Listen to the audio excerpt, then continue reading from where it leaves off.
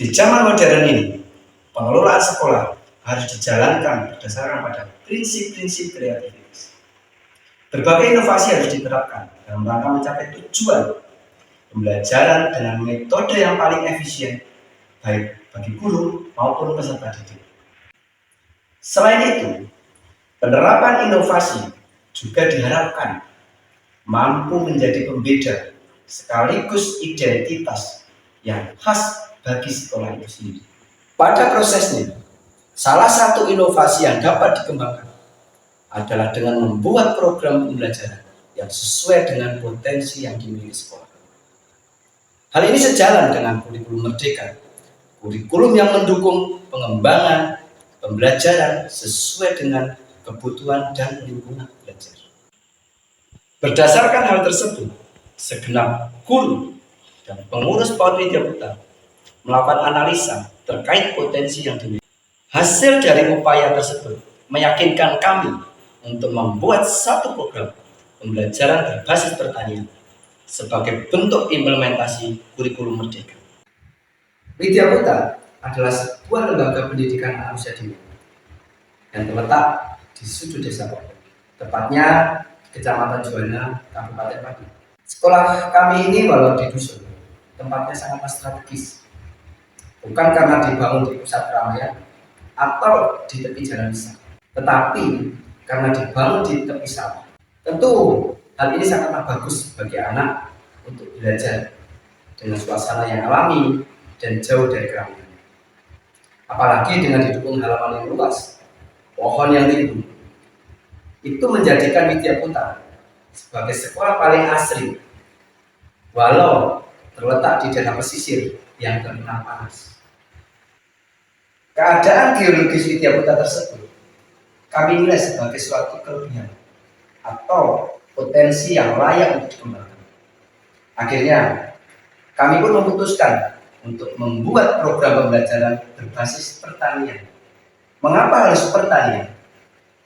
Kami memiliki beberapa pertimbangan, di antaranya sebagai berikut. Pertama, lingkungan Widya Putra memiliki kedekatan dengan alam, maka akan jauh lebih lengkap jika terdapat ladang sayur. Dua, lahan yang memadai untuk dijadikan sebagai lahan pertanian, tepatnya di depan halaman sekolah. Tiga, potensi pertanian sebagai media pembelajaran yang berdiferensiasi dan berpusat pada anak. Keempat, tidaklah mudah untuk menemukan ladang sayuran di daerah pesisir, maka itu bisa dijadikan sebagai identitas dan ciri khas sekolah. Kelima, kepala sekolah dan beberapa guru memiliki pengalaman dalam mengolah lahan karena mereka berasal dari keluarga petani. Sebagaimana sebuah program, perlu adanya kolaborasi dari berbagai pihak agar program ini dapat berjalan dengan lancar. Disinilah tugas pertama seorang kepala sekolah untuk meyakinkan mereka bahwa program ini dapat berjalan dengan lancar, mulai dari guru, staf, komite, yayasan, serta wali murid. Hal ini dilakukan dengan melakukan sosialisasi. Tidak mudah memang meyakinkan bahwa program ini akan berhasil.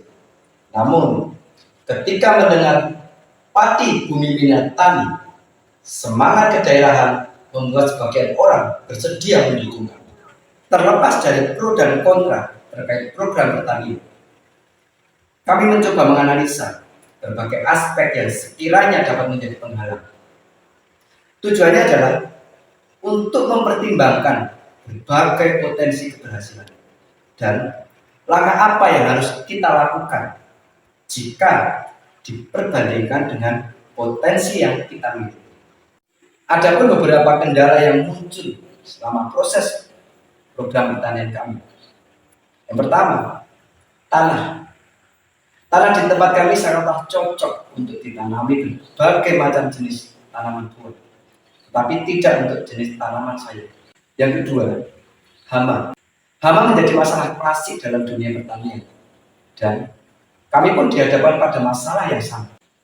Yang ketiga, cuaca. Berbeda dengan lingkungan pegunungan, di daerah pesisir memiliki cuaca yang lebih kompleks untuk tanaman sayur.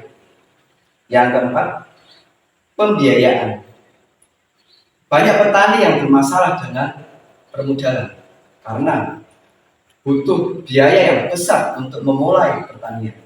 Hal ini berkaitan dengan pengolahan lahan, pemupukan, serta penanganan hama.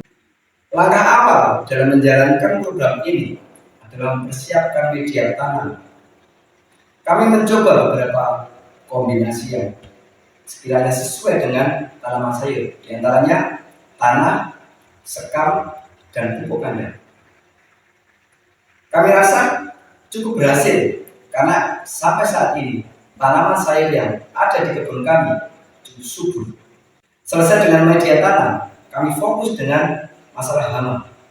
Kami mencoba berkonsultasi dengan beberapa praktisi tanaman organik dan kami mendapat rekomendasi untuk membuat pestisida nabati dengan bahan dasar bawang merah dan bawang putih yang difermentasi, dan hasilnya cukup bagus untuk mengurangi hama, terutama hama penghijau. Masalah selanjutnya yang paling tidak kalah penting adalah cuaca.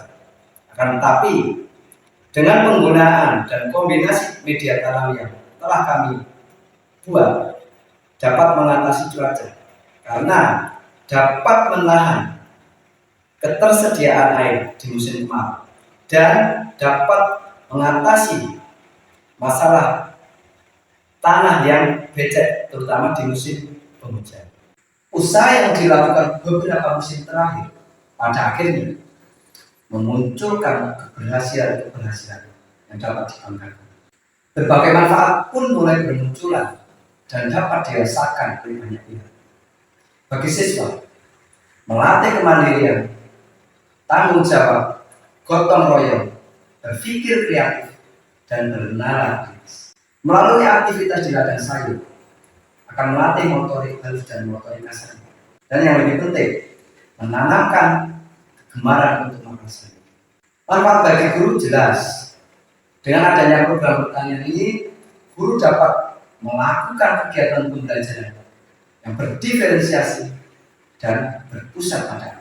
Selain itu, melalui program pertanian ini akan memudahkan guru dalam mempersiapkan media pembelajaran yang kreatif dan inovatif. Manfaat bagi promosi sekolah. Sekolah sendiri telah mempromosikan dan mempublikasikan kegiatan pertanian ini melalui berbagai media, dan orang tua pun turut memposting aneka ragam sayur yang kita miliki, dan itu mengundang banyak ketertarikan pihak lainnya. Beberapa lembaga telah mengajukan permohonan kunjungan, tujuannya untuk belajar tentang pertanian. Dan yang telah terrealisasi adalah dari SD Pekuon. Mereka mengajak anak-anak untuk belajar pertanian di Widyaputra. Program pertanian ini pada dasarnya masih bisa untuk terus dikembangkan. Kami menargetkan adanya pengembangan dalam dua aspek. Yang pertama, aspek pengelolaan lahan. Kami berencana untuk membuat greenhouse agar memudahkan kami dalam mengatur air dan menangani hama. Yang kedua, kami berencana untuk membuat pelatihan pertanian bagi anak-anak dan orang tua yang berfokus pada pembuatan media tanam. Berdasarkan program pertanian yang telah kita jalankan, kami merefleksi bahwa program tersebut telah memberikan banyak manfaat bagi banyak pihak. Meski masih banyak kekurangan, kami akan berusaha untuk memperbaiki agar program ini lebih sistematis dan fungsional di setiap tahapan prosesnya. Pada akhirnya, kami berharap bahwa dengan adanya program ini, anak-anak tidak hanya mendapatkan pengetahuan secara akademik, akan tetapi mereka juga akan mendapatkan wawasan yang lebih luas seputar dunia pertanian beserta dengan segala keasliannya.